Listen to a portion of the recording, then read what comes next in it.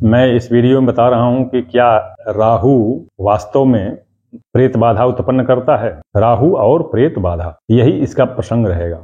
मैं बताऊं आपको कि राहु एक छिपा हुआ ग्रह है जिसको छाया ग्रह कहते हैं। रहस्यमय शक्तियों का स्वामी है और रहस्यमय क्रियाकलाप भी इसके होते हैं। निश्चित रूप से, जैसा कि मैं पहले ही बताया हूं, कि यदि मंगल के साथ है और 5 भावों में किसी में पड़ा हुआ है, अर्थात लग्न, पंचम, सप्तम, नवम, लग्न, चतुर्थ, पंचम, सप्तम और नवम, अगर इसमें राहु और मंगल एक साथ हैं और जो राशि है वह चर राशि है, तो निश्चित रूप से प्रेत बाधा होगी। देखिए, इसके पीछे एक पौराणिक कथा भी आती है कि इसको छिपी गुप्त रहस्यमय शक्तियों का स्वामी बनाया गया। भगवती ने इसे आशीर्वाद स्वरूप प्रदान किया था, क्योंकि जब समुद्र मंथन के समय भगवान विष्णु ने जब चक्र से इसको काटा था तो 2 भागों में बंट करके एक राहु हो गया, एक केतु हो गया।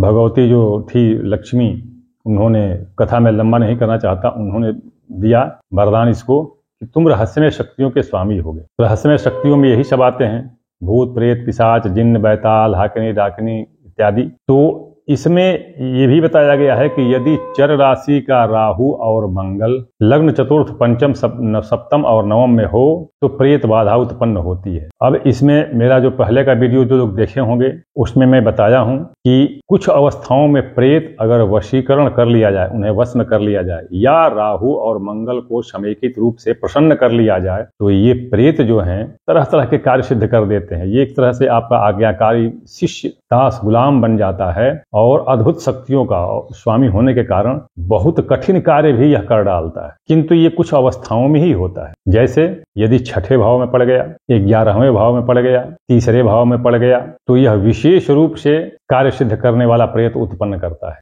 यदि इन पर शनि की दृष्टि पड़ जाए, इन्हीं भावों में रहते हुए शनि की दृष्टि पड़ जाए, तो आदमी बहुत बड़ा तांत्रिक रूप से एक बन जाता है और अपना मनचाहा कार्य करा लेता है। तो इस तरह से राहु और मंगल तथा शनि, ये तीनों जो हैं ये प्रेत उत्पन्न करने वाले हैं। शुभ भाव में अगर हो गए तब तो ये सब नुकसान करते हैं। शुभ भाव में जैसा बताया, प्रथम, चतुर्थ, पंचम, सप्तम और नवम भाव में ये बड़े उपद्रव करते हैं और जिंदगी भर कष्ट देते हैं। इसी तरह से काल सर्प योग भी बन जाता है। तो राहु और मंगल का संबंध और शनि का भी अगर संबंध हो जाए, दृष्टि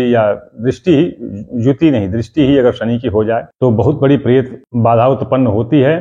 शुभ भाव में रहने पर, अशुभ भाव में रहने पर भी प्रेत बाधा उत्पन्न होगी, किंतु वह सदा कल्याणकारी होगी और आदमी उस प्रेत को वश में करके और मनचाहा काम करा लेता है, या वह प्रेत शुभ काम करने वाला हो जाता है। तो आप अपनी कुंडली में स्वतः देख सकते हैं कि प्रेत बाधा है या नहीं, और वह प्रेत कैसा है, शुभ है या अशुभ है। इसको वश में करने के लिए पूजा अनुष्ठान इत्यादि किए जाते हैं, जिससे इसकी किरणें संकुचित हो जाती हैं और फिर यह बस में होकर रह जाता है। इसके लिए आप मेरा पहले का वीडियो देख सकते हैं, इस पर मैंने डाला है वैज्ञानिक तरीके से। ये नहीं कि ये पाखंड झूठ और ऐसे में नहीं, उसको वैज्ञानिक तरीके से मैंने विश्लेषित करके बताया है कि राहु वास्तव में या प्रेत वास्तव में क्या होता है। और इसको आधुनिक विज्ञान के लोग भी मानते ही हैं, लेकिन पूर्वाग्रह बस, हठ बस, भले कुछ ना कहें, क्योंकि उनके पीछे मंशा होती है कि अगर कहीं ये बात सिद्ध हो जाएगी तो हमारी पाश्चात्य जो संस्कृति और जो सिद्धांत हैं वह लुप्त हो जाएंगे। तो इस तरह से अंदर से तो मानते हैं, बाहर से नहीं मानते हैं। इसीलिए मैंने वैज्ञानिक तरीके से इनको स्पष्ट करके रख दिया है कि प्रेत होता है, भूत होता है, और क्यों होता है ये भी मैंने बता दिया अभी कि राहु, मंगल और शनि के कारण होता है। तभी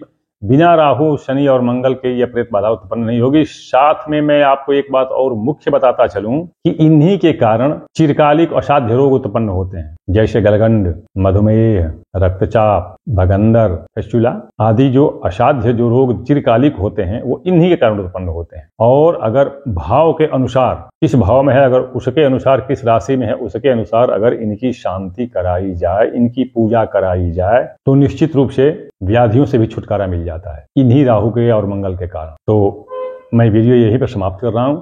अगला वीडियो मैं मकर और कुंभ का जो वर्ष 2081 संवत है वह कैसा होगा, इसका वीडियो में आगे मैं प्रस्तुत कर रहा हूं।